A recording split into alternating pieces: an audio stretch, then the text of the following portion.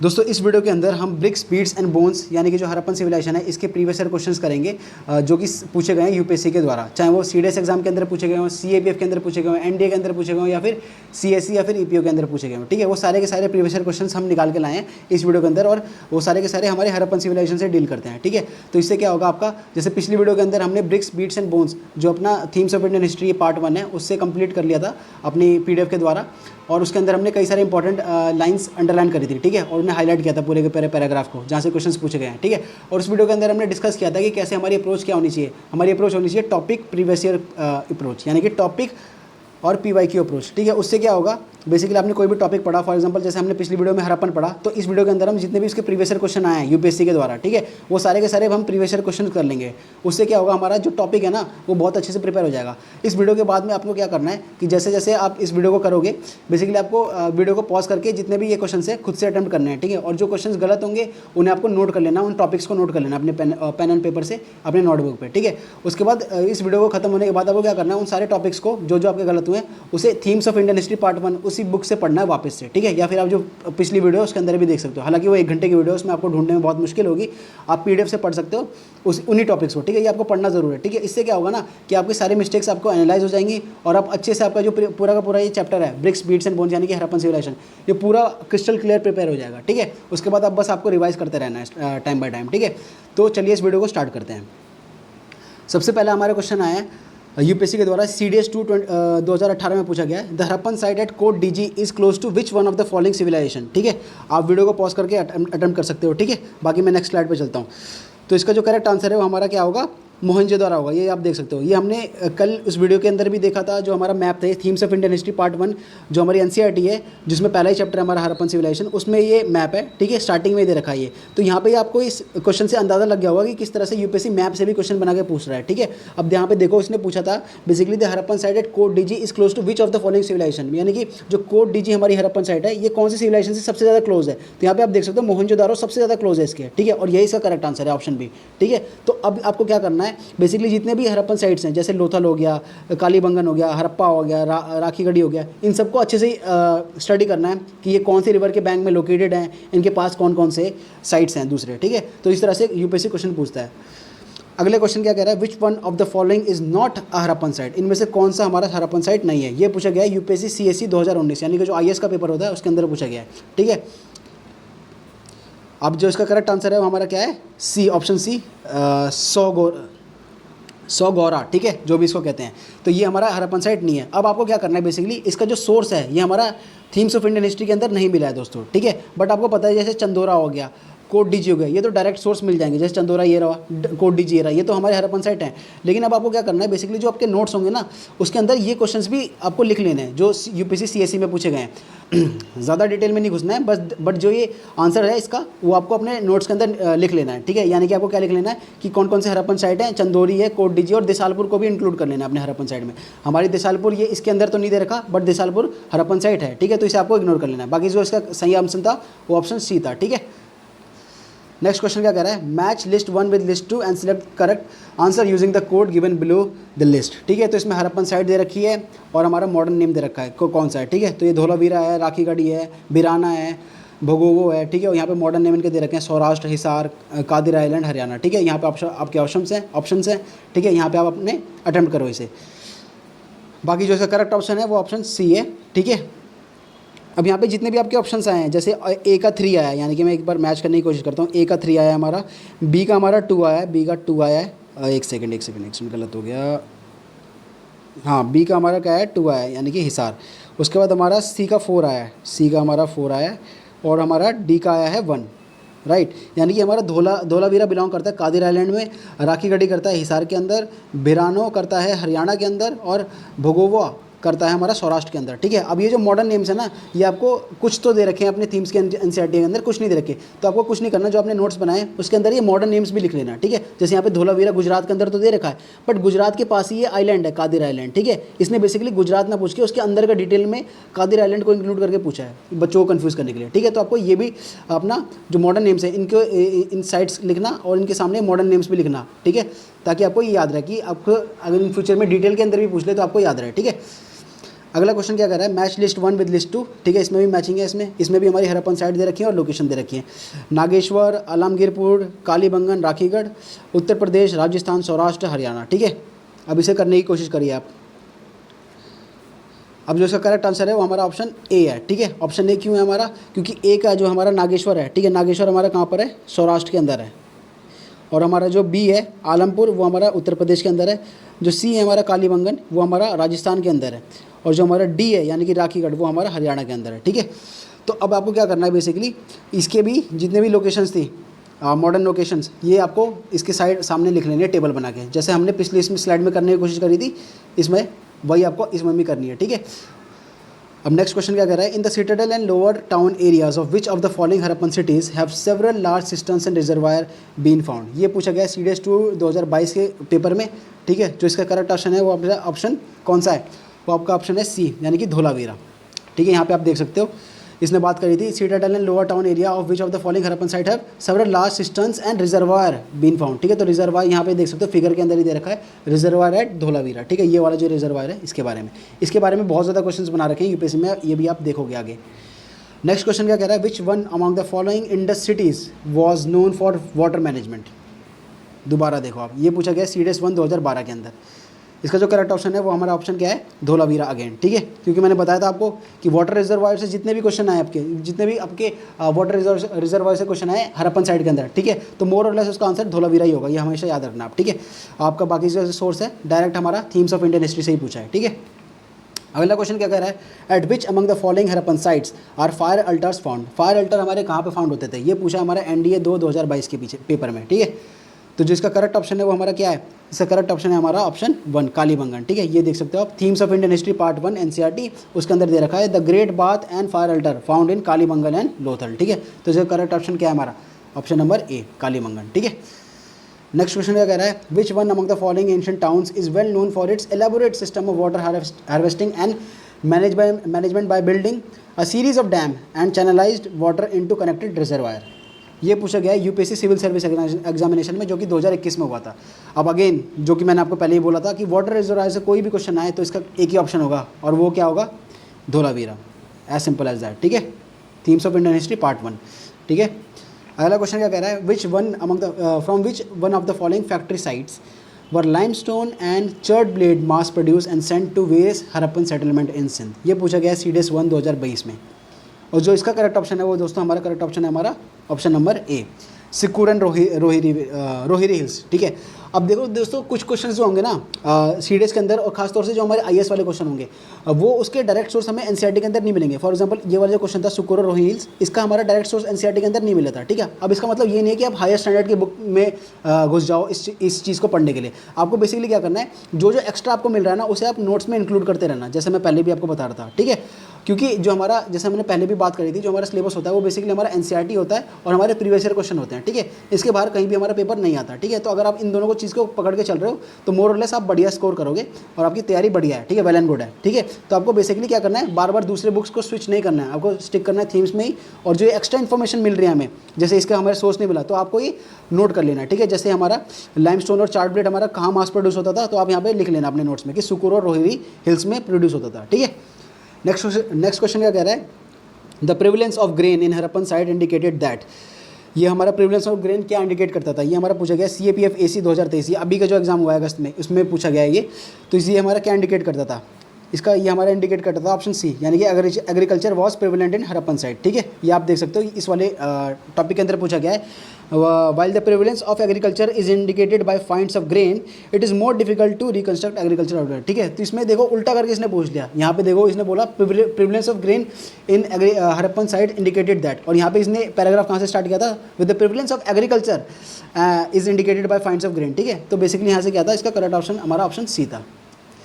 अगला क्वेश्चन क्या कह रहा है, the terracotta plug of Harappan civilisation was found at. ये पूछा गया है NDA 1 2012 के में कि हमारा टेराकोटा प्लग कहाँ पे फाउंड हुआ है, ठीक है। तो ये हमारा कहाँ फाउंड हुआ है, ये हमारा फाउंड हुआ है हमारा बानीवाल यानी कि हरियाणा में। Option number B is the correct option, ठीक है। यहाँ पे आप देख सकते हो इसका भी सोर्स हमारा themes of Indian history part 1। Moreover terracotta models of plough have been found at sites in Cholistan and Banawali, ठीक है। डायरेक्ट यहाँ पे आप देख सकते हो कैसे हमारा NDA के अंदर पूछ रखा है क्वेश्चन। अगला क्वेश्चन क्या कह रहा है, कंसिडर द फॉलोइंग स्टेटमेंट। पहला क्या कह रहा है, terracotta models of block have been found at sites in Cholistan and at Baliwala. ठीक है, जैसे हमने पिछले वाले क्वेश्चन में ही पढ़ा था, यानी कि ये वाली स्टेटमेंट तो सही होगी। अगला स्टेटमेंट क्या कह रहा है, there is evidence of a ploughed field at Kalibangan associated with mature phase of Harappan civilisation. तीसरा कह रहा है, the ploughed field at Kalibangan has 2 sets of furrow crossing at right angles to each other suggesting 2 different crops were grown together in it. तो इसमें पूछा है कौन सी हमारी स्टेटमेंट करेक्ट है। ये पूछा गया हमारा NDA 2 2023 का जो एग्जामिनेशन हुआ है इसके अंदर। ठीक है, यानी कि जो अभी हाल ही में एग्जामिनेशन हुआ है उसके अंदर। ठीक है, तो इसका जो करेक्ट ऑप्शन होगा हमारा, वो हमारा ऑप्शन होगा ऑप्शन नंबर C 1 और 2। जो हमारा सेकंड है दोस्तों, ये हमारा सही नहीं है। क्यों नहीं है? यहाँ पे बहुत ही माइन्यूट डिफरेंस है, यहाँ पे आप बस ऑब्जर्व करना। पहली स्टेटमेंट देखते हैं, terracotta models of ploughed have been founded sites of Cholistan and Banawali. ठीक है, अब यहाँ पे आप देख सकते हो ये वाला जो स्टेटमेंट है, पैराग्राफ मैंने हाईलाइट कर रखा है, terracotta models of plough have been found at sites of Cholistan and Banawali. ये तो पूरा का पूरा सही है हमारा, यानी कि पहली स्टेटमेंट बिल्कुल सही है। तीसरी में आते हैं, अभी दूसरे में बाद में आएंगे। तीसरा का कह रहा है, the ploughed field at Kalibangan has 2 sets of furrow crossing at right angles to each other suggesting that two different crops were grown together. ठीक है, तो ये वाला जो है यहाँ पे आप देखो, इसमें डिप्टो यही दे रखा है, the field has 2 sets of furrows at right angle to each other suggesting that 2 different crops were grown together, यानी कि हमारा थर्ड स्टेटमेंट भी सही होगी। अब सेकंड स्टेटमेंट देखते हैं। सेकंड स्टेटमेंट हमारे यहाँ पे क्या कह रहा है, सेकंड स्टेटमेंट हमारा कह रहा है, there is evidence of ploughed field at Kalibangan associated with the mature phase of Harappan civilisation. अब यहाँ पे जो इसने मैच्योर लिख दिया ना, यहीं पे सारा काम खराब हो गया।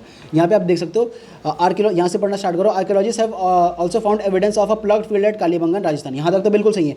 Associated with early Harappan level. ठीक है, यहाँ पे तो कैच है, पूरा का पूरा कैच यहाँ पे है, अर्ली हरप्पन कल्चर से रिलेटेड था ये, ना कि मैच्योर से। इसलिए जो हमारी सेकंड स्टेटमेंट है वो गलत हो जाएगी। यहाँ पे देख सकते हो आप कितना यूपीएससी ने घुमाने की कोशिश करी है। ठीक है, और कई सारे आंसर की में इसका जो आंसर है वो ऑप्शन ए दे रखा है, बट वो ऑप्शन ए गलत है। ठीक है, इसका जो करेक्ट ऑप्शन है वो हमारा ऑप्शन नंबर C होगा। ठीक है, अगला क्वेश्चन क्या कह रहा है, The following sentences describe one of the sites of Harappan civilization. The settlement is divided into 2 sections. One is smaller but higher, and other much larger but lower. Archaeologists town respectively. But both were walled. Several buildings were built on platforms which served as foundation. Which one of the following sites does it refer to? तो ये किस site के बारे में information दे रहा है, ये जो इन्वर्टेड कॉमा के अंदर लिख रखा है, द सेटलमेंट से लेकर यहाँ तक। ठीक है, तो ये हमारा बेसिकली किस में दे रहा है, ये हमारा दे रहा है मोहनजोदारो। ठीक है, इसका जो सोर्स है आप देख सकते हो, डिट्टो यहाँ से उठाया है। The settlement is divided into 2 sections, one smaller but higher, other much larger but lower. Ditto यहाँ से उठाया, देख सकते हो आप, पीछे अगर मैं करूं तो डिट्टो आप देख सकते हो। The settlement is divided into 2 sections, one smaller but higher and other much larger but lower. ठीक है, यहाँ पे आप देख सकते हो। तो इसलिए जो इसका करेक्ट ऑप्शन होगा वो हमारा क्या होगा, ऑप्शन नंबर B, जो कि हमारा मोहनजोदारो है। ठीक है, वो इसका करेक्ट ऑप्शन होगा। बाकी ये कौन से उससे आया ये मैं शायद लिखना भूल गया, ये भी यूपीएससी का ही प्रीवियस ईयर क्वेश्चन है, बट जो कौन से एग्जाम से है ये शायद मैं लिखना भूल गया। ठीक है, बट है ये PYQ ही। तो अगला क्वेश्चन हमारा क्या कह रहा है, consider the following statement about Harappan sites. First statement क्या कह रहा है, roads were not always absolutely straight and did not always crossed one another at right angle. दूसरा स्टेटमेंट कह रहा है, the striking feature is uniformity in the average size of the brick for houses and for city walls. ये पूछा हमारा CDS 2 2016 के अंदर, which of the following statement about is correct. ठीक है, 1, 2 ओनली, बोथ 1 and 2, या फिर नीदर 1 and 2। ठीक है, तो इसका करेक्ट ऑप्शन हमारा क्या है, इसका करेक्ट ऑप्शन है हमारा बोथ 1 and 2, C।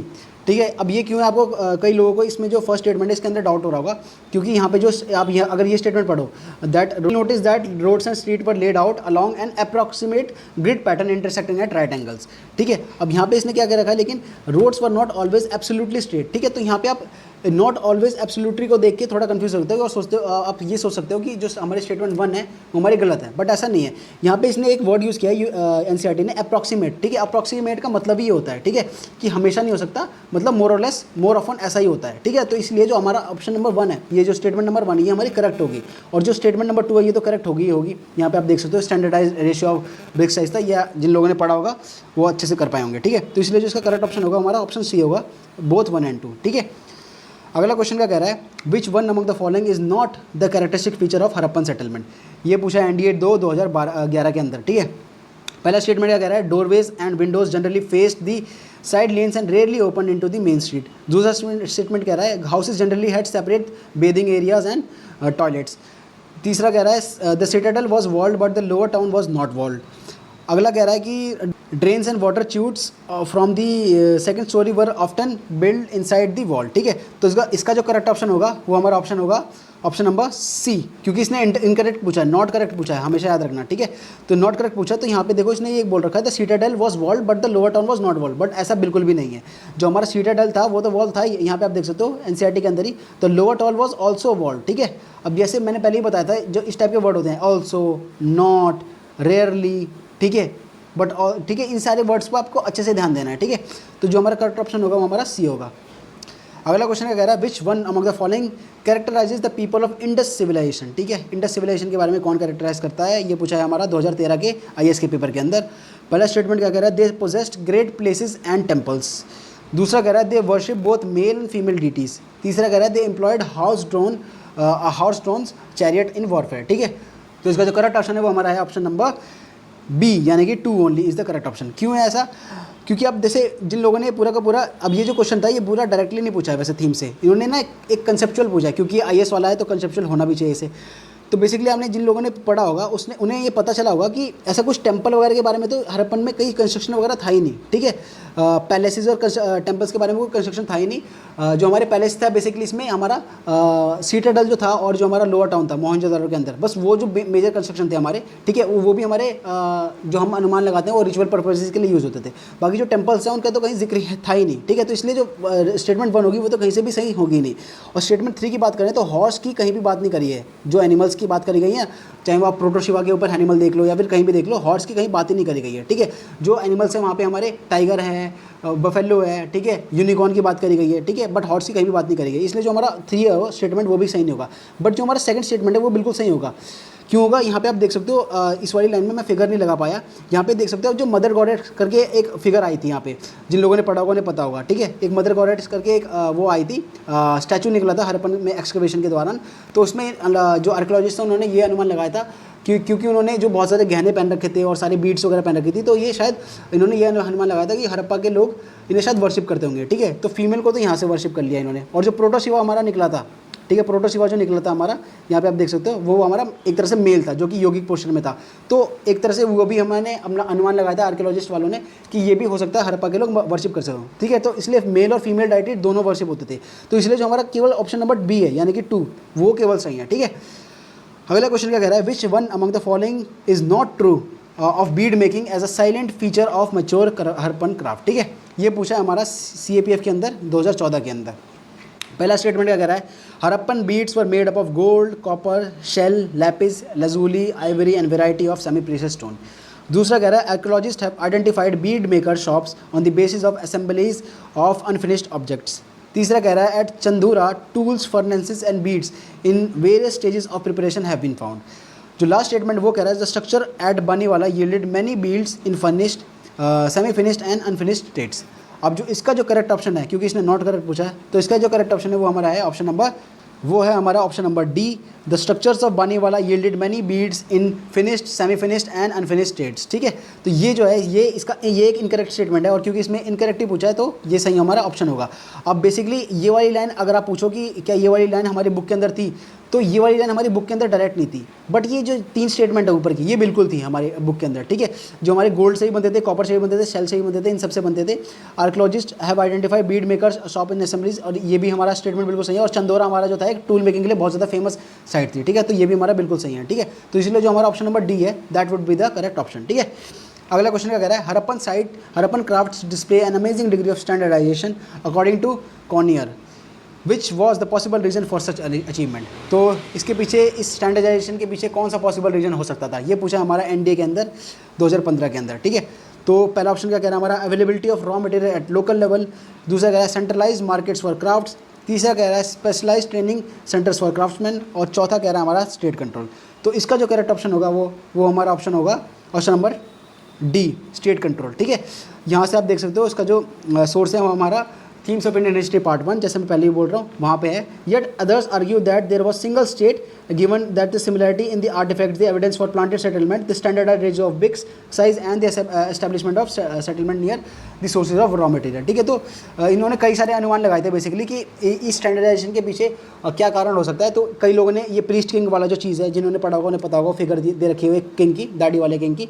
तो कई लोगों ने बोला कि भाई एक हो सकता है एक राजा हो। ठीक है, कई लोगों ने बोला कि यहाँ पे ओलिगार्ची हो सकती है। ठीक है, फिर लास्ट में एक स्टेटमेंट आएगी, कई लोगों ने बोला कि एक सिंगल स्टेटहुड वाला यहाँ पे कॉन्सेप्ट हो सकता है लगे। ठीक है, और लास्ट में ना एनसीईआरटी में एक लाइन दे रखी है कि जो लास्ट वाला जो कंक्लूजन है वो सबसे ज़्यादा एक्सेप्टेबल है। ठीक है, वो उसने बोल रखा है, वो मैंने लगाना भूल गया। ठीक है, तो इसलिए जो हमारा सिंगल स्टेट है वो इसका करेक्ट ऑप्शन होगा, ऑप्शन नंबर डी। ठीक है, बाकी आपको क्या करना है, ये जो ये नाम दे रखा है कॉर्नियर, ठीक है, ये आपको नोट कर लेना अपने कहाँ पे, अपने नोट्स के अंदर। ठीक है, क्योंकि इस कॉर्नियर का नाम कहीं पे भी जिक्र नहीं है अपने थीम्स के अंदर। ठीक है, तो ये आपको नोट कर लेना है, और बाकी जो इसका करेक्ट ऑप्शन है वो हमारा डी है।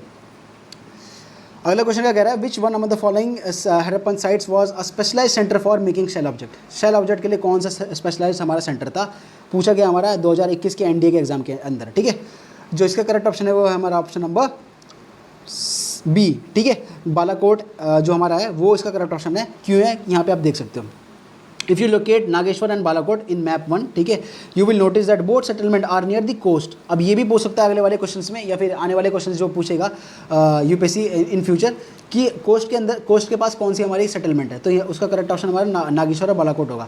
और यहाँ पे अगर आप आगे बढ़ो, यहाँ पे रखा है these were specialise centre for making shell objects. ठीक है, शेल ऑब्जेक्ट्स के लिए सब स्पेशलाइज ये सेक्शन था हमारा, क्या, नागेश्वर और बालाकोट। क्योंकि आपको पता है जो कोस्टल एरियाज होंगे वहाँ पे कोस्टल एरियाज के पास हमारे शेल्स सबसे ज़्यादा पाए जाएंगे। ठीक है, और उन शेल से हमारे बैंगल्स बनते हैं, लैडल्स बनते हैं। ठीक है, ये सारी चीज़ें बनती है। ये मैंने पिछले वाले अपने जो लेक्चर था हड़प्पन सिविलाइजेशन का एनसीईआरटी के थ्रू, उसमें भी हमने ये शायद हमने हाईलाइट किया था कि यहाँ से क्वेश्चन पूछ सकता है। ठीक है, तो इसीलिए जो इसका करेक्ट ऑप्शन है वो हमारा ऑप्शन नंबर बी हो जाएगा। अगला क्वेश्चन का कह रहा है which among the following was या were the shell based production centre of the Indus valley civilisation. अब अगेन आप देख सकते हो यूपीएससी अपना कितना प्रीवियस ईयर क्वेश्चन रिपीट करता है। अगर एनडीए पूछ रहा है तो वो जाके सीआईएसएफ में पूछ लेगा, फिर वो सीआईएसएफ में पूछा है तो वो कहीं 2-3 साल बाद सीडीएस के अंदर पूछ लेगा, सीडीएस के अंदर पूछा है तो कहीं ईपीएफ में पूछ लेगा, कहीं तो पूछ लेगा वो। ठीक है, तो इसलिए प्रीवियस ईयर क्वेश्चन का एक बहुत ही बड़ा महत्व होता है। ठीक है, आपने पिछले वाले क्वेश्चन के अंदर देखा होगा शेल वाला पूछा, इसलिए मैंने ना एक ऑर्डर के अंदर लगाए हैं इस जितने भी क्वेश्चंस लगाएं कि शेल वाले हों तो शेल वाले जितने भी क्वेश्चन हो एक साथ आए हो। यहाँ पे आप देख सकते हो, यहाँ पे भी शेल की बात करी गई है, और जो इसका करेक्ट ऑप्शन हो क्या होगा, वो हमारा सी होगा। यहाँ पे आप देख ही सकते हो इसका सोर्स जो हमने पिछले डिस्कस किया था, नागेश्वर और बालाकोट इसके स्पेशलाइज सेंटर थे शेल के। ठीक है, दोबारा मैंने लगा रखा है, इसलिए जो इसका करेक्ट ऑप्शन है वो हमारा ऑप्शन नंबर सी है। अगला क्वेश्चन का कह रहा है which one among the following Harappan site was specialise in making shell object against shell object. ठीक है, ये पूछा हमारा स्टेट पीसेस के अंदर, और इसका अगेन करेक्ट ऑप्शन क्या होगा हमारा, ऑप्शन नंबर डी होगा। इसका सोर्स अगेन मैं लगा दे रहा हूँ, वही हमारा थीम्स ऑफ इंडियन हिस्ट्री से पूछा, option number D would be the correct option, shell object. देख सकते हो आप कितना हमारा प्रीवियस क्वेश्चन मैटर करता है। अगला क्वेश्चन का कह रहा है in the Mesopotamian record which one among the following terms was use for Indus valley यानी कि हड़प्पन। तो इनमें से कौन सा नाम इंडस वैली या फिर हड़प्पन लोगों के लिए यूज़ किया जाता था। अच्छा, तो जो इसका करेक्ट ऑप्शन है वो हमारा है ऑप्शन नंबर बी, यानी कि मल्लुहा करा जाता था। अब यहाँ पे अगर आप ये पैराग्राफ पढ़ो, that Mesopotamian text mention contact with region name Dilmun probably the island of Bahrain. ठीक है, तो आइलैंड ऑफ बहरीन को क्या बोलते हैं, दिलमन बोलते हैं। ये आपको याद रखना है पहले, तो ये अगले क्वेश्चन में आ सकता है या फिर इन फ्यूचर आ सकता है। ठीक है, उसके बाद क्या कॉमा देके क्या बोल रखा है इसने, Magan and Meluhha possibly the Harappan region, यानी कि मगन और Meluhha possibly the Harappan region. लेकिन यहाँ पे आपको थोड़ी बहुत कन्फ्यूजन होनी चाहिए कि भाई यहाँ पे तो मगन भी दे रखा है, मल्लुहा भी दे रखा है, और हड़प्पन रीजन पूछा है इसने, इसमें भी हड़प्पन रीजन पूछा, तो हमें कौन सा लगाना चाहिए। ठीक है, तो दोस्तों यहाँ पे ना हमारा मैप काम आता है। ठीक है, यहाँ पे आप देख सकते हो, ये मैंने मैप इसलिए लगाया है। अब यहाँ पे देखो मगन कहाँ है, यहाँ पे हमारा मगन इंडिया के मैप से बाहर ही है बिल्कुल। ठीक है, तो मगन यहाँ पे इंडिया के मैप से बाहर है, इसलिए मगन हमारा एलिमिनेट हो जाएगा। जो मोस्ट एक्यूरेट आंसर होगा वो हमारा मल्लुहा होगा। देख सकते हो अब ये पाकिस्तान वाले एरिया के अंदर आ रखा है। ठीक है, तो इसीलिए जो हमारा ऑप्शन नंबर बी है that would be the correct option. ठीक है, ये पूछा हमारा एनडीए के अंदर 2017 में, एनडीए 2 2017। अगला क्वेश्चन क्या कह रहा है, in the Mesopotamian records the Indus valley region is addressed as. Again देखो रिपीट कर देना क्वेश्चन, मैंने पहले बोला था जो हमारे प्रीवियस ईयर क्वेश्चन होते हैं वो बहुत ज़्यादा इंपॉर्टेंट होते हैं। यहाँ से आपको पता लग रहा होगा, जिन लोगों ने अपना ब्रिक्स बीट्स एंड बोन्स हमने पिछली वीडियो के अंदर करा होगा, कि जो मैंने क्वेश्चन हाईलाइट, जो मैंने पैराग्राफ हाईलाइट किए थे वो कितने ज़्यादा इंपॉर्टेंट थे, वहाँ से कितने ज़्यादा क्वेश्चन आ रहे हैं। ठीक है, और वो अब उन्हें पता लग जाएगा कि जब आप रिविजन करोगे इसके बाद कि कौन कौन से एरियाज हैं जिन पर आपको ज़्यादा फोकस करना है। ठीक है, अब देखो पिछले क्वेश्चन के अंदर भी यही पूछा कि मेसोपोटामियन रिकॉर्ड के अकॉर्डिंग जो हमारा हड़प्पन कल्चर है उसे क्या किस नाम से बुलाते थे। यहाँ पे भी यही पूछा मेसोपोटामियन रिकॉर्ड के अकॉर्डिंग जो हमारे इंडस वैली है उसे कौन से नाम से एड्रेस करते थे। अगेन जो इसका करेक्ट ऑप्शन होगा हमारा ऑप्शन नंबर ए होगा, मल्लुहा। ठीक है, जैसे हमने पहले ही बताया था, मगन और मल्लुहा होगा। मगन में आपको कन्फ्यूजन होगी, बट मगन जो है हमारा इंडिया के बाहर ही है तो इसलिए मगन होगा नहीं, तो सी हमारा एलिमिनेट कर दो। जो इसलिए जो हमारा ए होगा जो कि हमारा पाकिस्तान का एरिया है वो हमारा करेक्ट ऑप्शन होगा, option number A would be the correct option. ये पूछा हमारा CISF असिस्टेंट कमांडेंट के एग्जामिनेशन में 2021 के अंदर। अगला क्वेश्चन क्या कह रहा है, the cylindrical stone steels were use in which civilisation, ये पूछा हमारा NDA 2 2016 के अंदर। हड़प्पन सिविलाइजेशन के अंदर यूज़ होता है, इजिप्ट के अंदर यूज़ होता है, रोमन के अंदर या फिर मेसोपोटामियन के अंदर। ठीक है, तो सिलेंड्रिकल स्टोन स्टील कहाँ पे यूज़ होता है, तो इसका जो करेक्ट ऑप्शन है वो हमारा ऑप्शन है ऑप्शन नंबर डी, मेसोपोटामियन के अंदर। ठीक है, सोर्स आपको देख सकते हो आप किस तरह से फिगर के अंदर भी क्वेश्चन पूछे हैं लोगों ने। 2017 का क्वेश्चन है, आप ये देख सकते हो। ठीक है, 2017 का क्वेश्चन है और यूपीएससी ने फिगर्स के अंदर क्वेश्चन पूछे हैं। ये इसका जिक्र आपको किसी भी पैराग्राफ के अंदर नहीं मिलेगा, बट ये जो फिगर्स हैं इसके अंदर आपको अच्छे से आपको डिटेल के अंदर बता रखा है। यहाँ पे देख सकते हो फिगर के अंदर क्या लिख रखा है, this is a cylindrical steel typical of Mesopotamia. ये देख सो बस यहीं से इसने क्वेश्चन उठा के पूछ रखा है कि सिलेंड्रिकल स्टील हमारे कहाँ पे यूज़ होते थे, मेसोपोटामिया में यूज़ होते थे। ठीक है, अब देखो आपकी रिस्पॉन्सिबिलिटी बनती है कि जो अगला जो बाकी सारे फिगर्स हैं उन्हें भी अच्छे से रीड करो। जैसे फॉर एग्जांपल यहाँ पे दे रखा है द राउंड पर्शियन गुल सीड फाउंड इन बहरीन, यानी कि जो हमारा राउंड सील होगा वो हमारा बहरीन को रिप्रेजेंट करता होगा। तो ये इन फ्यूचर पूछ सकता है। ठीक है, इसकी जो इमेज थी वो भी यहाँ पे थी बट आ नहीं पाई इस PDF के अंदर। ठीक है, और नीचे वाली लाइन अगर पढ़ो आप, इंटरेस्टिंगली लोकन डिलमन वेट्स फॉलोड दी हड़प्पन स्टैंडर्ड। ठीक है, तो ये भी पूछ सकते हैं इन फ्यूचर कि हमारी जो हड़प्पन स्टैंडर्ड है उसके इक्विवेलेंट कौन सी वेट थी हमारी, तो लोकन दिलमन वेट थी वो इसकी इक्विवेलेंट थी और वो हड़प्पन वेट को फॉलो करती थी। ठीक है, तो और ऐसे यहाँ पे भी पूछ सकता है humped bull motif on it appear to be derived from Indus region. ठीक है, तो ये जो हम्प बुल है, ठीक है, ये क्या डिराइव करता है, ये कहाँ से डिराइव हुआ है, तो ये हमारे इंडस रीजन डिराइव हुआ है। ठीक है, तो आप देख सकते हो दो ये फिगर्स हैं, यहीं से कितने सारे क्वेश्चंस बनते हैं फ्यूचर में। ठीक है, तो इसलिए जो आपको NCERT पढ़नी है बिल्कुल डिटेल के अंदर पढ़नी है, लाइन बाय लाइन पढ़नी है। ठीक है, तो इसका जो करेक्ट ऑप्शन था वो हमारा ऑप्शन नंबर डी था। अगला क्वेश्चन क्या कह रहा है, which one among the following animal was not represented on seals and terracotta art of Harappan culture, तो इनमें से कौन सा एनिमल हमारा रिप्रेजेंट नहीं किया गया था सील के अंदर, ये पूछा है हमारा स्टेट पीसेस के अंदर। कौन सा एनिमल नहीं रिप्रेजेंट किया था, आपके ऑप्शन हैं काओ, एलिफेंट, राइनो या फिर टाइगर। तो इसका जो करेक्ट ऑप्शन है वो हमारा ऑप्शन है काओ। काओ हमारा रिप्रेजेंट नहीं किया था, और क्योंकि इसमें जो करेक्ट ऑप्शन इसमें इनकरेक्ट पूछा है तो हमारा जो ऑप्शन नंबर ए है that would be the correct option. ठीक है, अब अगेन ये वाला जो सारे एनिमल्स हैं इनका बहुत ज़्यादा डिटेल में जिक्र नहीं दे रखा, बट आप ये प्रोटोशिवा की जो सील देखोगे इसके अंदर अगर आप देखोगे तो एलिफेंट है। ठीक है, इसकी आप इंस्क्रिप्शन देख सकते हो, यानी कि ये तो बिल्कुल सही है। हमारा ये क्या है, टाइगर है, ये भी बिल्कुल सही है। और हमारा ये क्या है, राइनो है, यानी कि ये भी बिल्कुल सही है। ठीक है, और ये हमारा क्या है, ये बफेलो है, यानी कि बफेलो, तो इसने बफेलो की जगह इसने क्या दे दिया, काव दे दिया। तो इसलिए जो हमारा इनकरेक्ट पूछा था तो इसके लिए जो इसका करेक्ट ऑप्शन होगा वो हमारा ऑप्शन नंबर ए होगा। तो यहाँ पे आप देख सकते हो कितनी माइन्यूट और कितनी डिटेल से यूपीएससी क्वेश्चंस बनाते हैं। ठीक है, तो इसलिए आपको जब NCERT पढ़ रहे हो तो आपको डिटेल के अंदर NCERT पढ़नी है। ठीक है, तो इसका जो करेक्ट ऑप्शन है वो हमारा ऑप्शन नंबर ए यानी कि काव है। Which one of the following statement about the Harappan script is not correct, कौन सी नॉट करेक्ट पूछा है हड़प्पन स्क्रिप्ट से रिलेटेड। ठीक है, ये पूछा है हमारा CAPF 2020 का जो एग्जामिनेशन था उसके अंदर। पहला ऑप्शन क्या कह रहा है, इट हैज़ अबाउट 400 साइंस। ठीक है, दूसरा क्या कह रहा है, it was written from right to left. तीसरा कह रहा है it has been found on bone, rods and jewellery. अगला कह रहा है कि it refers Babylonian period, consider Indus valley civilisation as Meluhha. ठीक है, तो इसका जो करेक्ट ऑप्शन है वो हमारा ऑप्शन नंबर है ऑप्शन नंबर हमारा D is the correct option, क्योंकि इसमें इनकरेक्ट पूछा है तो हमारा जो डी है वो इनकरेक्ट है और इसीलिए ये करेक्ट ऑप्शन है। ठीक है, अब इसका भी स्कोर्स हमारा कहाँ है, डायरेक्ट हमारा NCERT के अंदर ही है, themes of Indian history part 1। यहाँ पे आप देख सकते हो इंस्क्रिप्शन की बात करी गई है, most inscription are short, but यहाँ पे जो इसकी अल्फ़ाबेट्स की बात करी गई है, it has just as many signs somewhere between 365 से लेकर 400 तक इसमें दे रखा है। ठीक है, अब यहाँ पे भी दे रखा है इट हैज़ अबाउट 400 साइंस, तो इसलिए जो पहला स्टेटमेंट है दैट वुड बी करेक्ट। यहाँ पे दे रखा है, देखो, it is apparent that the script was written from right to left, यानी कि this is also what, this is also correct. अब यहाँ पे दे रखा है consider the variety of object on which writings have been found. यहाँ पे कौन कौन सी ऑब्जेक्ट पे राइटिंग थी, हमारी सील्स के अंदर थी, कॉपर के अंदर थी, रिम्स के अंदर थी, ज्वेलरी के अंदर थी, बोन के अंदर थी, रॉड के अंदर थी।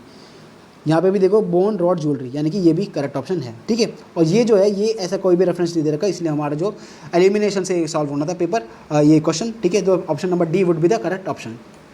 अगला क्वेश्चन कह रहा है regarding the Indus valley civilisation consider the following statement.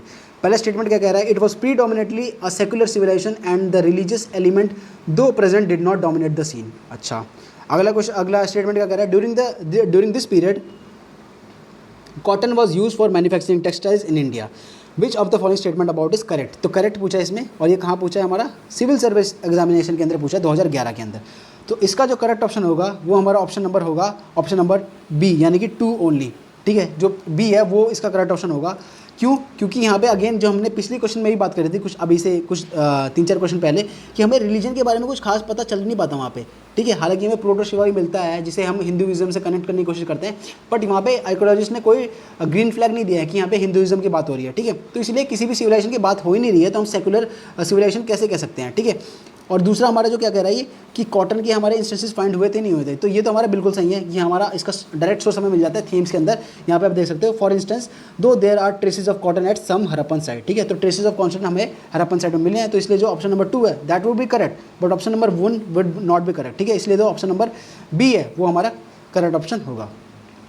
अगला क्वेश्चन क्या कह रहा है, which of the following statement about Harappan civilisation is या आर करेक्ट। तो कौन सा करेक्ट है इसमें, there is extraordinary uniformity in artifact as evident in pottery, seals, bricks and weights.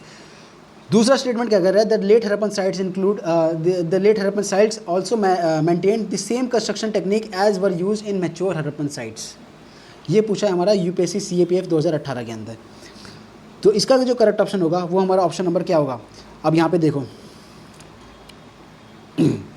वो हमारा होगा ऑप्शन नंबर ए, 1 ओनली, ठीक है। जो इसका सोर्स है वो अगेन हमारा थीम्स ऑफ इंडियन हिस्ट्री है। यहाँ पे आप देख सकते हो ये वाली स्टेटमेंट क्या कह रहा है, there is an extraordinary uniformity in artifact as evident in pottery, seals, bricks and weight. Ditto यहाँ से उठाया है, an extraordinary uniformity of Harappan artifact as evident in pottery, seals, weights and bricks, ठीक है। डिट्टो यहाँ से उठाया, यानी कि पहली स्टेटमेंट तो हमारी सही होगी, कोई डाउट ही नहीं है। अब दूसरी स्टेटमेंट की बात करते हैं, the late Harappan site also maintain the same construction technique as were use in mature Harappan sites. अब ये मैं अगेन ये बोल रहा हूँ, इस टाइप के जो कीवर्ड होते हैं सेम, ठीक है, नॉट, इस टाइप के कीवर्ड आपको अच्छे से ध्यान देना है अपने ये NCERT पढ़ते हुए।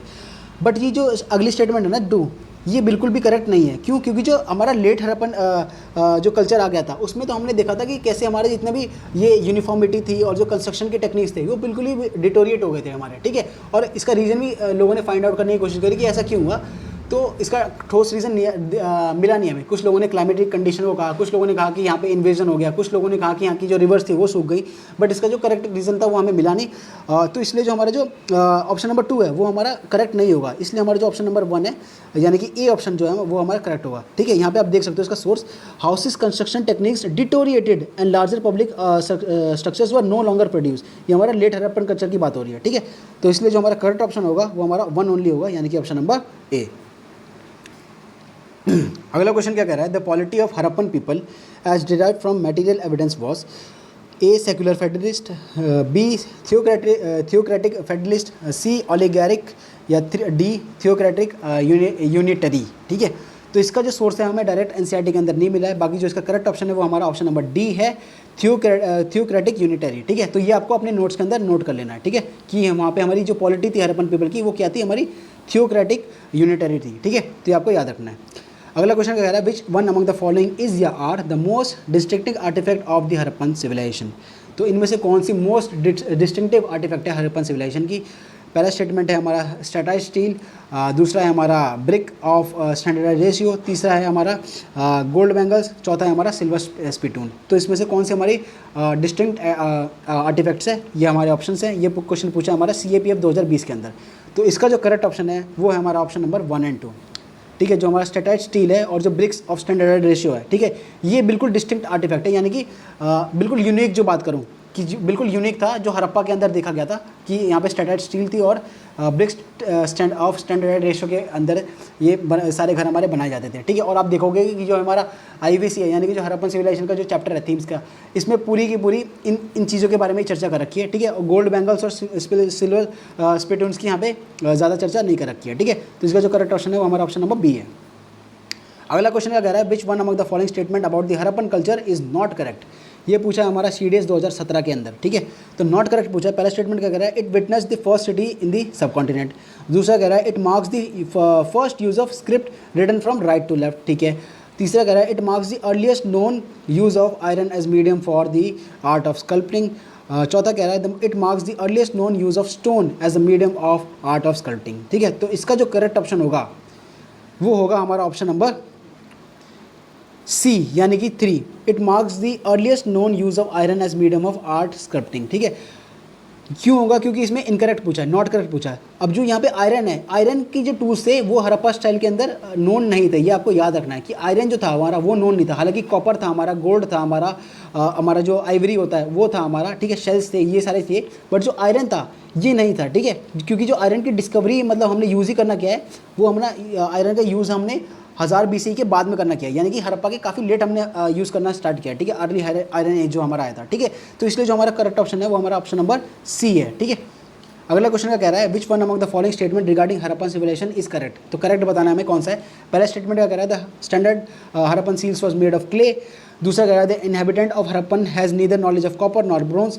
तीसरा कह रहा है Harappan size civilisation was rural based. अगला कह रहा है the inhabitant of Harappa grew and used cotton. तो इसमें पूछा हमारा करेक्ट बताओ, ठीक है। तो करेक्ट ऑप्शन हमारा कौन सा है? करेक्ट ऑप्शन है हमारा ऑप्शन नंबर डी, ठीक है। क्यों है यहाँ पे? क्योंकि देखो यहाँ पे तो स्टैंडर्ड सबसे अगर पहला ऑप्शन देखें तो सबसे पहले ऑप्शन में क्या कह रहा है, ये the standard Harappan seals were made of clay. Clay से तो बनता ही नहीं था हमारा, स्टेटाइट से बनता था। ये मैंने वीडियो के स्टार्ट में ही बताया था आपको, जो पिछले हमने हड़प्पन का चैप्टर किया था एनसीईआरटी के थ्रू, ठीक है। उसमें हमने क्या देखा था कि हमारा स्टेटाइट के अंदर बना हुआ था ये हमारा हड़प्पन स्टाइल। और मैंने पॉइंट आउट भी किया था आपको कि आपको याद रखना है पिछले वीडियो कि हमने कुछ क्वेश्चंस के अंदर क्ले भी देखा है। तो ये जो कुछ क्वेश्चन की मैं बात कर रहा था वो यही क्वेश्चन थे, ठीक है, प्रीवियस ईयर क्वेश्चन, ठीक है। तो इसलिए जो पहला स्टेटमेंट था वो तो बिल्कुल ही गलत हो जाएगा क्योंकि इसके अंदर करेक्ट पूछा है, ठीक है। अब दूसरा क्या कह रहा है, the inhabitant of Harappan had neither knowledge of copper nor bronze. But ऐसा तो है ही नहीं, ये देख सकते हो कॉपर टूल्स बिल्कुल यूज़ होते थे। हमने पिछली क्वेश्चन के अंदर भी देखा था कि कॉपर भी यूज़ होते थे, ब्रोंज भी यूज़ होते थे, शेल भी यूज़ होते थे, ठीक है। और इसलिए जो हमारा जो ऑप्शन नंबर बी है that would also be incorrect. तीसरा क्या कह रहा है, the Harappan civilisation was rural based. But ऐसा तो है ही नहीं, यहाँ पे आप देख सकते हो perhaps the most unique feature of Harappan civilisation was the development of urban centre, ठीक है। तो अर्बन सेंटर की बात करी जा रही है, तो यहाँ पे रूरल लिख रखा है, तो ये भी इनकरेक्ट है। यानी कि ए, बी और सी तीनों के तीनों हमारे क्या है, इनकरेक्ट है।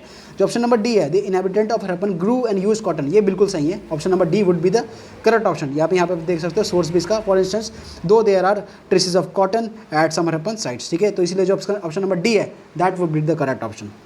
अगला क्वेश्चन क्या कह रहा है, with reference to difference between the culture of Rig Vedic Aryans and Indus Valley people, which one of the following statement is या are correct?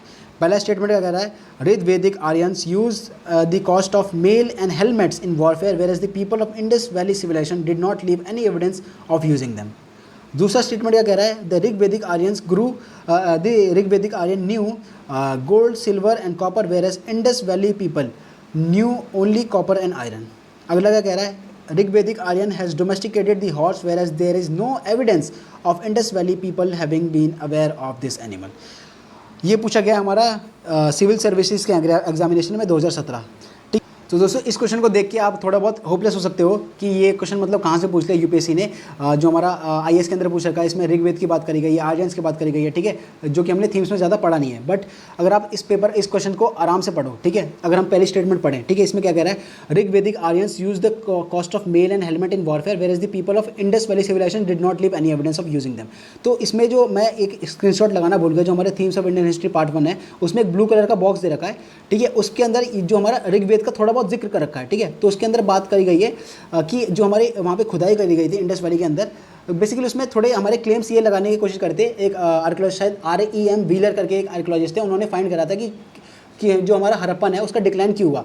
तो कुछ लोगों ने आर्यन इन्वेजन थ्योरी जो है हमारी उसको पॉइंट आउट किया कि क्या पता जो आर्यंस आए हो वहाँ पे इन्होंने इन्वेड किया हो, बहुत लार्ज स्केल पे मैसेकर किया हो, लोगों को मारा पीटा हो और वहाँ से पूरा जेनोसाइड कर दिया हो, इस वजह से वहाँ की पूरी सिविलाइजेशन खत्म हो गई है। बट जो जो आर्कियोलॉजिस्ट थे उन्होंने इस चीज़ को मतलब खारिज कर दिया। क्यों? क्योंकि जब वहाँ पे खुदाई करी गई तो किसी भी प्रकार के हमें हेलमेट्स, ठीक है, और जो कवच होते हैं, कुंडल होते हैं, ये जो धनुष होते हैं, इस टाइप के वेपन्स कोई भी नहीं मिले हमें धरती के अंदर, वहाँ पे हड़प्पन साइड के अंदर, ठीक है। तो वो इस डब्बे के अंदर बता रखा है, ठीक है, डब्बे के अंदर हमारा बता रखा है, बट मैं लगाना भूल गया, ठीक है। तो इसलिए हमारी जो स्टेटमेंट 1 होगी वो बिल्कुल करेक्ट होगी, ठीक है। क्योंकि यहाँ पे क्या कह रखा है, Rigveda Aryan use the cost of mail and helmet in warfare whereas the people of Indus valley civilisation did not leave any evidence, ठीक है। यही मैंने समझाया आपको थोड़ी देर पहले कि कोई भी एविडेंस हमें मिला नहीं खुदाई के बाद, ठीक है। तो इसलिए जो पहली स्टेटमेंट है वो तो सही हो गई, ठीक है, एक चीज़ तो ये क्लियर हुई। अब दूसरी स्टेटमेंट क्या कह रहा है यहाँ पे, अब पहला वाला जो इससे पहला वाला क्वेश्चन है उसे अगर आपने अच्छे से सॉल्व किया हो तो ये आप आराम से एलिमिनेट कर सकते थे। यहाँ पे क्या कह रहा है, Rigvedic Aryans knew gold, silver, copper, ठीक है, यहाँ तक तो ठीक है। Whereas Indus valley people knew only copper and iron. अब यहाँ पे आयरन, अब हमने थोड़ी देर पहले समझा था कि कैसे हमारा आयरन जो था वो 1000 BC के बाद आया था, ठीक है। और जो हमारे इंडस वैली सिविलाइजेशन है वो वहाँ के लोग कॉपर को भी जानते थे, ब्रोंज को भी जानते थे, गोल्ड को भी जानते थे, बट आयरन को हम नहीं जानते थे, ठीक है। तो इसीलिए जो हमारी ऑप्शन नंबर 2 है that would be what, that would be incorrect. Statement number 2 है जो हमारी बिल्कुल करेक्ट नहीं है, ठीक है। तो यहाँ से आप ऑप्शन नंबर बी को एलिमिनेट कर सकते थे, 4 को एलिमिनेट कर सकते थे, ठीक है। अब हमारा क्या बचता है लास्ट स्टेटमेंट। लास्ट स्टेटमेंट क्या कह रहा है, Rigvedic Aryans has domesticated the horse whereas there is no evidence of Indus valley people having been aware of this animal. तो ये बिल्कुल सही है। हॉर्स के बारे में जो हमारे इंडस वैली के पीपल है वो अवेयर नहीं थे, ठीक है। जो हमने प्रोटो शिवा की इमेज में भी देखा था पिछले वाली कुछ क्वेश्चंस में कि हमने बफेलो देखा था, टाइगर देखा था, ठीक है। ये सारे हमने एनिमल्स देखे थे, बट हॉर्स कहीं पे भी नहीं देखा था, ठीक है। तो इसलिए जो ये जो स्टेटमेंट है ये भी सही होगी, और जो हमारा ऑप्शन नंबर सी होगा that would be correct option, ठीक है। अगला क्वेश्चन क्या कह रहा है, with reference to the differences between the, अच्छा ये यही क्वेश्चन है, ठीक है। इसका जो करेक्ट ऑप्शन है वो हमारा सी है, ठीक है। अगला क्वेश्चन क्या कह रहा है, the site of Harappa is located on the bank of river. तो हरप्पा साइट हमारी कौन से रिवर के बैंक में लोकेटेड है, ठीक है। ये हमारा पूछा है CDS 1 2012 के अंदर। तो ये कौन से बैंक के साइड में लोकेटेड है, ये हमारी लोकेटेड है रावी रिवर के बैंक में, यानी कि option D would be the correct option. यहाँ पे देख सकते हो मैप्स, जैसे मैंने पहले ही बताया था आपको कि मैप से UPSC काफ़ी क्वेश्चंस पूछती है। यहाँ पे आप देख सकते हो हरप्पा, रावी यहाँ से बगल में जा रही है, यहाँ पे आप देख सकते हो, और ये इसका करेक्ट ऑप्शन है, ये इसने पूछ रखा है, ठीक है। अब आपको देखो ये जो बाकी सारे रिवर्स हैं, जैसे गंगा के पास कौन सी है, ठीक है, और बानीवाल के पास कौन सी जा रही है, कालीबंगा के पास कौन सी जा रही है, ठीक है, हरप्पा के पास देखो सतलुज जा रही है। ये आपको अच्छे से नोट कर लेना अपने नोट्स के अंदर, ठीक है, क्योंकि आने वाले टाइम पे अभी रवि से पूछा है, क्या पता कल से ये कालीबंगा से पूछ ले या राखीगढ़ से पूछ ले, ठीक है। तो इस वाले जो ऑप्शन है, इस वाले जो क्वेश्चन है, इसका करेक्ट ऑप्शन हमारा ऑप्शन नंबर डी है। ये पूछा हमारे CDS 1 2012 के अंदर।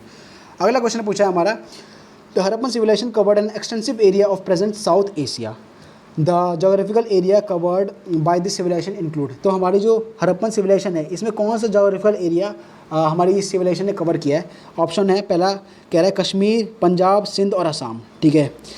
बी कह रहा है हमारा पंजाब, सिंध, मध्य प्रदेश। सी कह रहा है हमारा पंजाब, सिंध, सिक्किम। और डी कह रहा है हमारा Punjab, Sindh and a part of north western frontier, Kathiawar and a part of Ganga Yamuna Doab, ठीक है। तो यहाँ पे आप देखो ये आपको क्वेश्चन थोड़ा डिफिकल्ट लग रहा होगा, बट ये ऐसा है नहीं। ये बेसिकली इसमें थोड़ा आपको क्या UPSC ने किया है कि आपको थोड़ी सी नॉलेज हमारी हरप्पा सिविलाइजेशन के बारे में होनी चाहिए, और थोड़ी सी नॉलेज आपको मैपिंग से रिलेटेड होनी चाहिए, यानी कि थोड़ी सी आपकी ज्योग्राफी लग रही है इसके अंदर। अब यहाँ पे आपने अगर तो आपने ये मैप्स देखे होंगे, ये जो पिछले भी हमने वीडियोज़ में क्वेश्चन के अंदर देखे थे मैप्स, जो हमारे थीम्स के अंदर ही मौजूद हैं, वो आपने मैप्स देखे होंगे। तो बेसिकली आपको देखो यहाँ पे आप एलिमिनेट कर पाओगे। अब यहाँ पे ये क्या कह रहा है कि इसमें हरप्पन साइड हमारा कहाँ कौन कौन से एरिया में फैला हुआ था। तो यहाँ पे देखो कश्मीर में बोल रखा है, पंजाब में बोल रखा है, सिंध में बोल रखा है, असम में बोल रखा है। अब चलो कश्मीर में भी पछता है थोड़ा बहुत, पंजाब और सिंध में तो था ही, ठीक है, क्योंकि पूरा नॉर्थ वेस्टर्न पार्ट जो हमारा था वो पाकिस्तान से लग के और वो पूरा का पूरा था, ठीक है, अफगानिस्तान, तो ये तो था, ठीक है। लेकिन जो असम था, नॉर्थ ईस्ट वाला पार्ट तो बिल्कुल था ही नहीं हमारा, ठीक है। तो ऑप्शन नंबर ए तो आप एलिमिनेट कर दो आराम से, ठीक है। अब दूसरा क्या कह रहा है, पंजाब, सिंध और मध्य प्रदेश। मध्य प्रदेश हालांकि बहुत ज़्यादा लग नहीं रहा हमें, ठीक है, बट एक डाउट है यहाँ पे कि हो सकता है, बट आगे ऑप्शंस देखेंगे तो क्लियर हो जाएगा, ठीक है। अगला क्या कह रहा है हमारा, पंजाब, सिंध एंड सिक्किम, ठीक है। अगेन सिक्किम तो नॉर्थ ईस्ट है, तो ये बिल्कुल इसे सीधा काट दो, ये भी नहीं हो सकता। अगला क्या कह रहा है हमारा, डी क्या कह रहा है हमारा, पंजाब, ठीक है, सिंध कह रहा है and part of north west frontier, और क्या कह रहा है Kathiawar and part of Ganga Yamuna Doab. अब यहाँ पे देखो आप कितना डिटेल में इसने बताया है, ठीक है। आपको जो कन्फ्यूजन होती वो अगर होती तो ऑप्शन नंबर बी और डी के अंदर ही होती, बट जो ऑप्शन नंबर डी है इसमें बहुत ही अच्छे से एक्सप्लेन कर दिया है, ठीक है। तो इसलिए ऑप्शन नंबर डी है वो बिल्कुल सही है हमारा। यहाँ पे आप देख भी सकते हो पंजाब में हमारा बिल्कुल था हमारा हरप्पन, सिंध में था, ठीक है, नॉर्थ वेस्ट फ्रंटियर जो कि हमारा नॉर्थ वेस्ट फ्रंटियर जो हमारा पाकिस्तान लग जाता है वहाँ पे था बिल्कुल, ठीक है। और जो काठियावाड़ है, ठीक है, काठियावाड़ भी हमारा था, क्योंकि जो गुजरात साइड में एरिया वाला जो था वहाँ पे तो था, तो इसलिए काठियावाड़ भी था, ठीक है। और गंगा यमुना दोआब तो था ही हमारा। यहाँ पे आप देख सकते हो मैप में, यहाँ पे गंगा जा रही है, यहाँ पे यमुना जा रही है, ठीक है। तो option number D would be the correct option. CAPF 2011 में बहुत ही प्यारा क्वेश्चन पूछा था, ठीक है। अगला क्वेश्चन क्या कह रहा है, द हरप्पन सिविलाइजेशन का, अच्छा यही क्वेश्चन है, इसका आंसर यहाँ पे है, ठीक है। Option number D would be the correct option. अगला क्वेश्चन कह रहा है, who was the first DG यानी कि director general of archaeology survey of India. ये पूछा हमारा EPFO के अंदर 2016 में, ठीक है। तो कौन था हमारा DG आप बताइए। बाकी जो इसका करेक्ट ऑप्शन है वो है हमारा option number B, Alexander Cunningham, ठीक है। यहाँ पे आप देख सकते हो सोर्स है हमारा द प्लाइट ऑफ हरप्पा, ऐसे करके बॉक्स होगा थीम्स ऑफ इंडियन हिस्ट्री के अंदर ही। यहाँ पे आप देख सकते हो एज अर्ली एज 1875, अब ये डेट भी आपको याद रखनी है। Alexander Cunningham the first DG यानी कि director general of archaeology survey of India, often called father of Indian archaeology, ठीक है। तो कल को आपको ये भी पूछ सकता है कि फादर ऑफ इंडियन आर्कियोलॉजी किसे कहते थे, अलेक्जेंडर कनिंघम, ठीक है। तो इसका करेक्ट ऑप्शन होगा हमारा option number B. Next question क्या कह रहा है, which of the following is या are important markers for the archaeological site as a centre of craft production. ये पूछा हमारा CAPF 2023, ये यानी कि जो अभी वाला जो पेपर हुआ है उसके अंदर ही, कि which of the following is या are important markers for the archaeological site as a centre of craft production, ठीक है।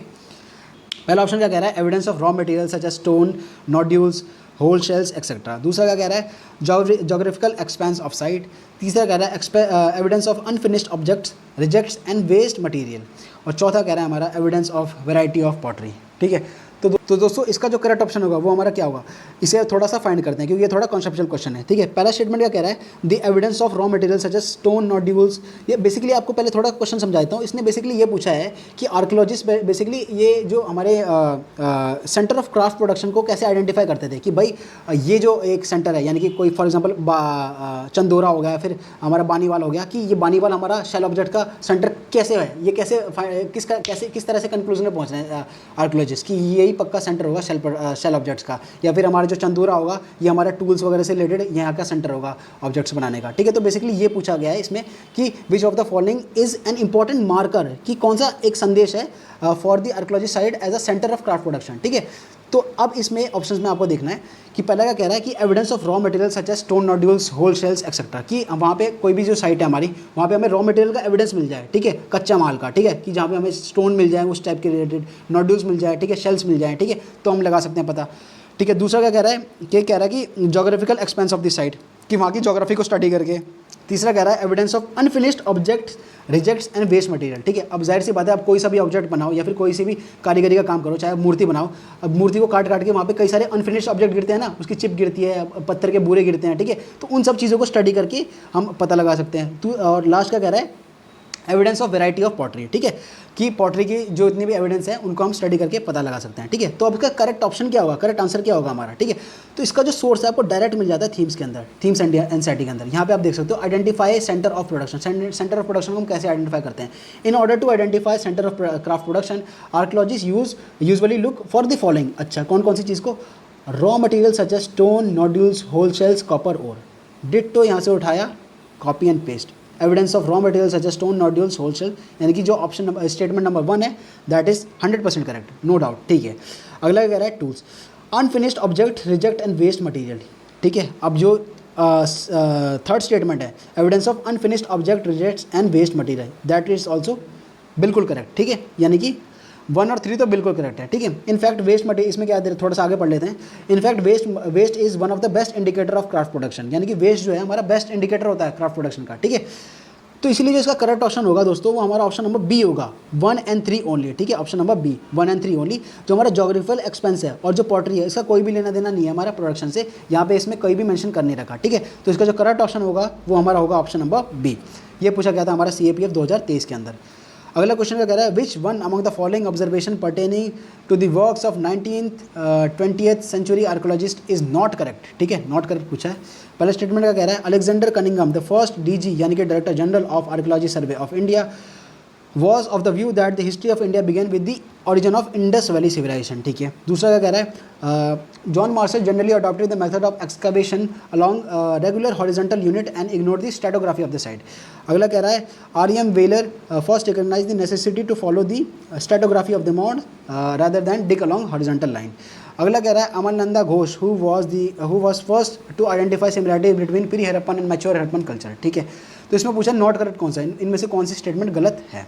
ठीक है, तो इसका जो करेक्ट ऑप्शन है दोस्तों वो हमारा करेक्ट ऑप्शन है हमारा ऑप्शन नंबर, मैं पहले बताता हूँ, option number A is the correct option.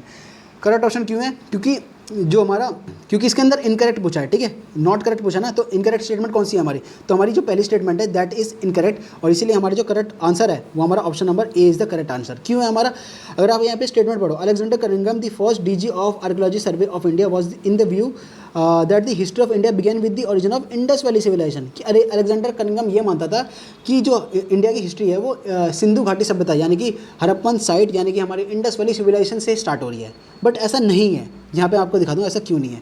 यहाँ पे आप देख सकते हो कनिंघम कन्फ्यूजन नाम का एक पैराग्राफ दे रखा होगा आपके थीम्स ऑफ इंडियन हिस्ट्री में। ठीक है, यहाँ पे आप लास्ट लाइन पढ़ो, this was because he like many other, वो ये रेफर कर रहा है कनिंघम को कि Cunningham like any many other, यानी कि दूसरों की तरह कनिंघम भी यही सोचता था कि that Indian history began with Ganga valley, कि भैया भारत की सभ्यता गंगा से स्टार्ट होती है, इंडस वैली से स्टार्ट नहीं होती है। और यहाँ पे हमारे ऑप्शन में क्या दे रखा था कि कनिंघम ये सोचता था कि हमारी इंडस वैली से स्टार्ट हुई है, और इसमें इनकरेक्ट पूछ रखा है, तो हमारा इसलिए option number 1 is the incorrect option, ये करेक्ट ऑप्शन। ठीक है, तो option A is the correct option, ठीक है। तो यहाँ से इसने पूरा का पूरा पूछा था, आपको ध्यान से पढ़ना है, ठीक है। और बाकी जो बाकी स्टेटमेंट है यहाँ के आपको डायरेक्ट सोर्स मिल जाएंगे।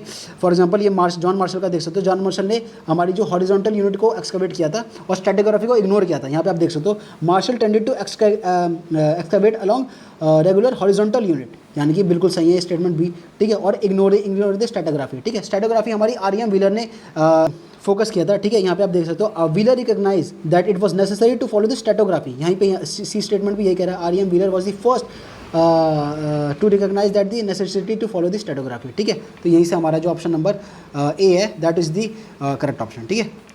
अगला क्वेश्चन का कह रहा है which among the following archaeologist was the first to identify similarity between pre Harappan culture and the mature Harappan culture. तो कौन सा आर्कियोलॉजिस्ट था जिसने हमारी सिमिलरिटी आइडेंटिफाई करी थी प्री हरप्पन कल्चर और मैच्योर हरप्पन कल्चर में।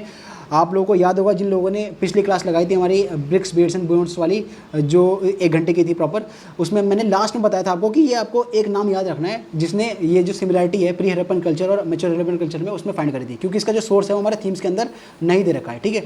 और वो नाम क्या था हमारा, अमरनंदा घोष, ठीक है, अमरनंदा घोष। तो इसलिए जो इसने पूछा कि कौन सा वो पहला पर्सन था जिसने सिमिलरिटी आइडेंटिफाई करी थी प्री हरप्पन और मैच्योर हरप्पन कल्चर में, तो अमरनंदा घोष जो थे उन्होंने पहले आइडेंटिफाई करी थी। इसलिए जो ऑप्शन नंबर ए है that would be the correct option, ठीक है।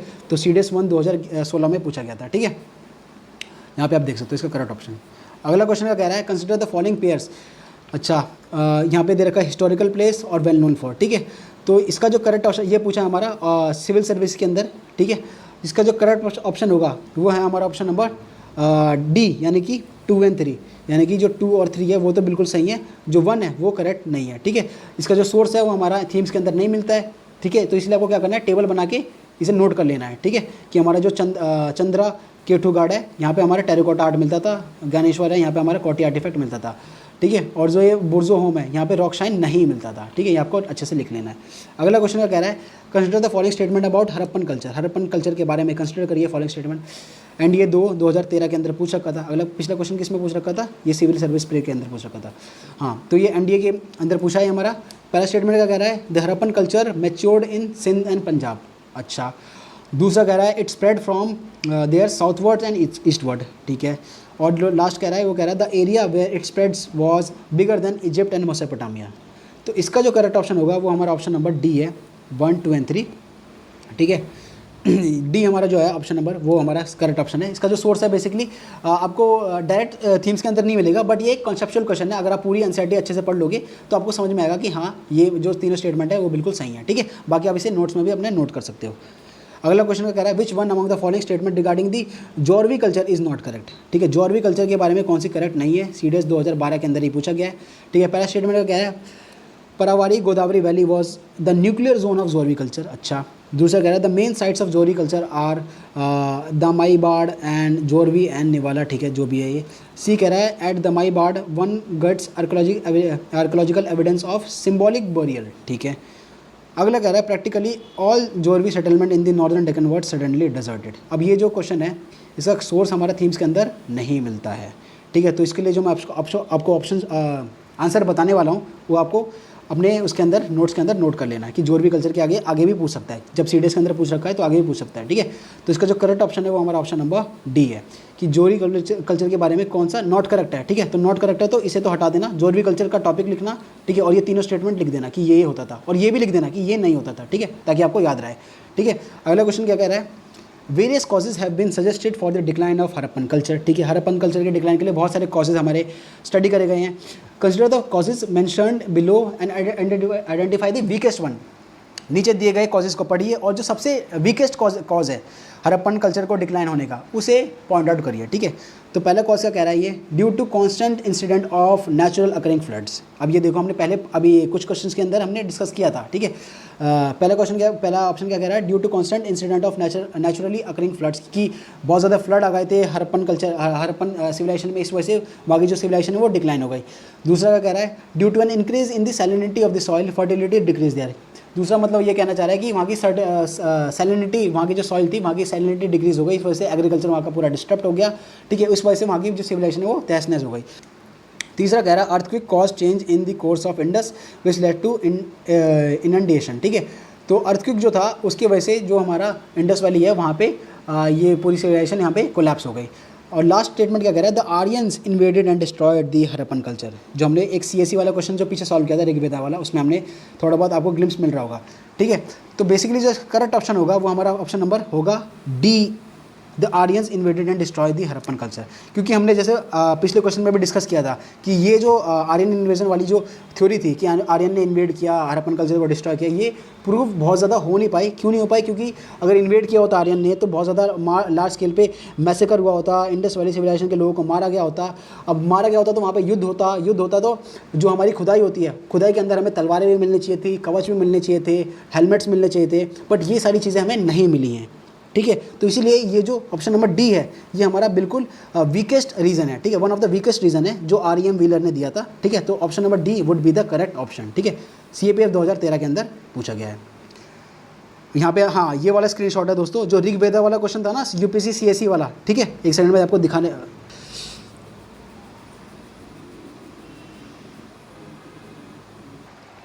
तो दोस्तों ये वाला जो क्वेश्चन था ना जहाँ पे मैं बात कर रहा था ये ऋग्वेदा आर्यन के बारे में कि एक पैराग्राफ है वहाँ पे ये इस चीज़ के बारे में दे रखा है, तो वो बेसिकली हमारा यही पैराग्राफ है जहाँ पे हम पहुँचे थे। एक second, just wait a minute, हाँ ये वाला पैराग्राफ, ठीक है। तो इस वाले पैराग्राफ के अंदर ही हमारा ऋग्वेदा वाला क्वेश्चन भी हमारे सोर्स दे रखा है, यहाँ पे आप देख सकते हो। तो बेसिकली इस वाले पैराग्राफ के अंदर हमारा जो हमारा हरप्पन साइट से वो डिक्लाइन क्यों हुई है, इसी के रीज़न के बारे में हमारा इस वाले पैराग्राफ के अंदर डिस्कशन हो रखा है। यहाँ पे देख सकते हो क्लाइमेटिक रीज़न बता रखा है, इकोनॉमिक रीज़न बता रखा है, पॉलिटिकल रीज़न बता रखा है। इन रीज़न की वजह से हमारा डिटोरिएट हुआ होगा, ठीक है। और यहाँ पे आप देख सकते हो ये क्लाइमेटिक रीज़न है, तो ये हो सकता है, ये भी क्लाइमेटिक रीज़न है, ठीक है। और जो हमारा अर्थक्वेक है ये भी हमारा क्लाइमेटिक रीज़न है, ठीक है। तो इस वजह से जो हमारी 1 A B और C है ये तो हमारे बिल्कुल एक तरह से ठोस है, मतलब कि हाँ इनके वजह से हो सकता है डिक्लाइन। बट जो आर्यन इन्वेजन वाली है ये हमारा ऑप्शन नंबर कहीं ना कहीं गलत है, ठीक है। यहाँ पे आप देख सकते हो, यहाँ पे स्लॉटर की जो बात करी गई है आर्यन इन्वेजन के द्वारा, ठीक है। यहाँ पे देख सकते हो, यहाँ पे इसने बता रखा है there is no sign of exclusive burning, no bodies of warrior clads and armaments and surrounded by his heavy weapons and of the war, ठीक है। तो यहाँ पे मतलब मोटा मोटा ये बता रखा है कि कोई भी वॉर का यहाँ पे साइन मिलते नहीं है हमें अगर हम खुदाई करते हैं तो, ठीक है। तो इसलिए जो ऑप्शन नंबर डी है दोबारा वो हमारा ऑप्शन नंबर सही होगा, क्योंकि इसने वो पूछा है, वीकेस्ट पूछा है, ठीक है। तो आर्यन जो था वो बिल्कुल लास्ट में आपको रखना है प्रायोरिटी। अगला क्वेश्चन क्या कह रहा है, most of the mature Harappan sites in the region of Cholistan has been abandoned during. तो हमारी जो मैच्योर हरप्पन साइट है वहाँ पे जो चोलिस्तान हरप्पन साइट है वो कौन सी सदी में अबैंडन होना स्टार्ट हो गया था, यानी कि कौन सी सदी में उसका डिक्लाइनेशन स्टार्ट हो गया था। तो उसका जो करेक्ट ऑप्शन है दोस्तों वो हमारा है ऑप्शन नंबर सी, यानी कि 1800 BCE के बाद से हमारा जो ये चोलिस्तान है वो डिक्लाइन हो गया था। सोर्स आपको दे सकते हो, वही themes of Indian history, the end of civilisation 1800 BCE, most of the mature Harappan sites in the region such as Cholistan, ditto दे रखा है, हैज़ बीन अबैंडन्ड, ठीक है। तो यहाँ से आप देख सकते हो इसका करेक्ट ऑप्शन है CAPF 2021 के अंदर ये क्वेश्चन पूछा गया है, ठीक है। तो दोस्तों हमने सारे क्वेश्चंस कर लिए हैं अपने जितने भी हमारे हरप्पन साइट्स के थे। अब तो दोस्तों अब आपको बेसिकली करना क्या है, थोड़ा सा इसके बारे में बात करूंगा। सबसे पहले तो आपको जो क्वेश्चंस यहाँ पे नहीं आए हैं उन सबको आपको नोट्स में अपने लिख लेने हैं, ठीक है, और अच्छे से पढ़ लेने हैं, ठीक है, इसी बुक से पढ़ लेने हैं, ठीक है। उसके बाद जो लोग ये वीडियो पहली बार देख रहे हैं, यानी कि सीधे प्रीवियस ईयर क्वेश्चन देख रहे हैं, और जिन लोगों ने ये हरप्पन साइट वाली जो चैप्टर है वो अच्छे से नहीं किया है, ठीक है, वो लोग मेरी जो पिछली वाली वीडियो है ब्रिक्स बीट्स एंड बोन, ठीक है, उसका लिंक आपको डिस्क्रिप्शन में मिल जाएगा, ठीक है, या फिर आई बटन के अंदर भी दे दूँगा उसका, वो आप वहाँ से अपना जो क्वेश्चन है जो टॉपिक है वो अपना अच्छे से प्रिपेयर कर सकते हो, ठीक है।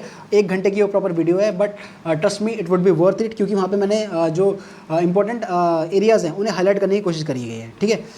उसके बाद उस चैप्टर को आप खुद से पढ़ना और उसके नोट्स बना लेना, ठीक है, अच्छे से नोट्स बना लेना। और जो हमने फैक्ट्स देखे हैं, अब आपको प्रीवियस ईयर क्वेश्चन अगर आप लोगों ने देख लिए होंगे जैसे मैंने अभी दिखाया, तो आपको पता चल गया होगा क्या क्या इंपॉर्टेंट एरियाज़ हैं हमारे, ठीक है। उन एरियाज़ को हाईलाइट करके अच्छे से नोट्स के अंदर डालना और इन्हें अच्छे से रिवाइज करना, ठीक है, और जो आपकी मिस्टेक्स हैं उन्हें एनालाइज करना, ठीक है।